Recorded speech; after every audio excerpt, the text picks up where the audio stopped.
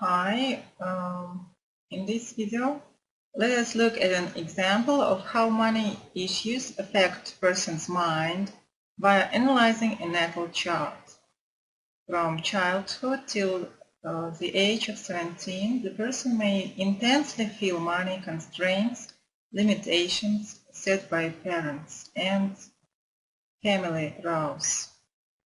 As is known, there is direct mutual link between person's speech and money-related behavior. Because the speech and money is at one place, not accidentally. From 17 years on, he may ardently seek fortune from other people, partners, due to Kalasarpa Yoga and Mercury Dasha period. Thus, till 27 years, he may live on account of his partner. From then on till 30, he may givenly earn his own money without waiting from other people. However much he earns, he will be insatiable and constantly chasing money by looking for new ways of income. But under this yoga, this will be only illusory dreams and bad investments.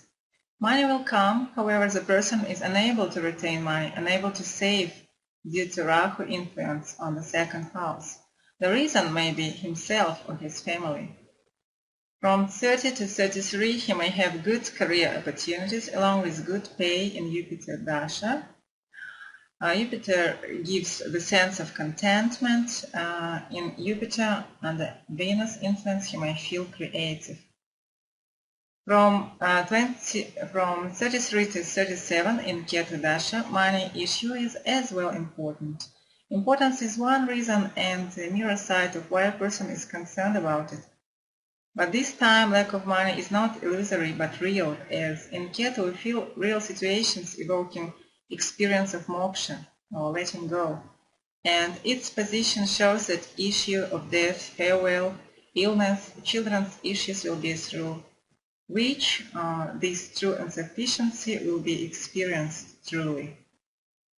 As Ketu means dissatisfaction in this chart with money issue, till Kalasarpa Yoga exhausts its influence.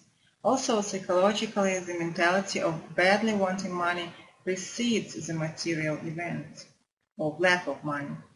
But this position in the 8th house shows the period of deep analysis of deep self-transformation. Through overcoming these difficulties, person may reflect profoundly on his life path under Jupiter influence and his immature early years expectations from other people may transform into true independence, as is his karmic lesson dictates. From November through financial independence in this case.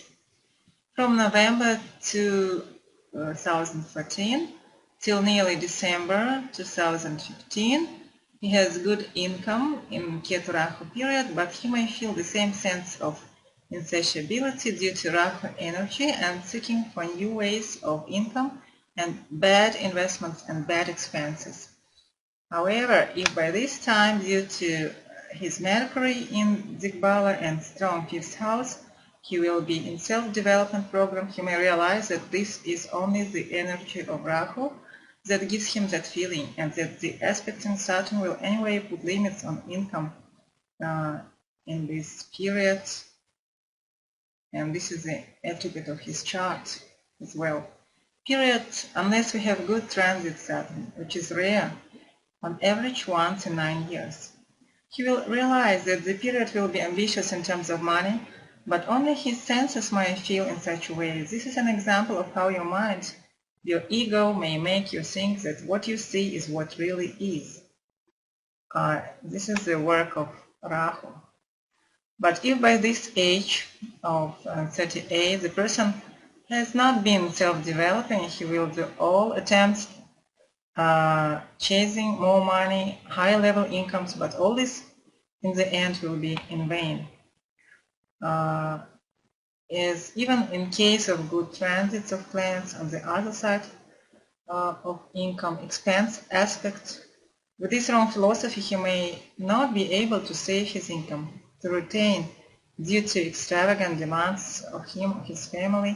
Under this Rahu influence, he will allow his family members affect spending side. To be happy in Rahu period with whatever income you have. To calm down and not chase money, better control expenses is a good decision. Rahu will bring all deserved money by itself, especially during good transits. Rahu in this chart operates as a good income earner by itself. The person should realize it. If a person is self-developed enough, his inner guide will tell him right things. Especially he also knows that in a lucky year for the 9th house, his inner guide will lead him through lucky paths in terms of actions and ideas. In unlucky years for the 9th house, it's better not to chase happiness outside, but settle inner peace and eliminate inner light. That's it. Thank you for being with me. See you next time.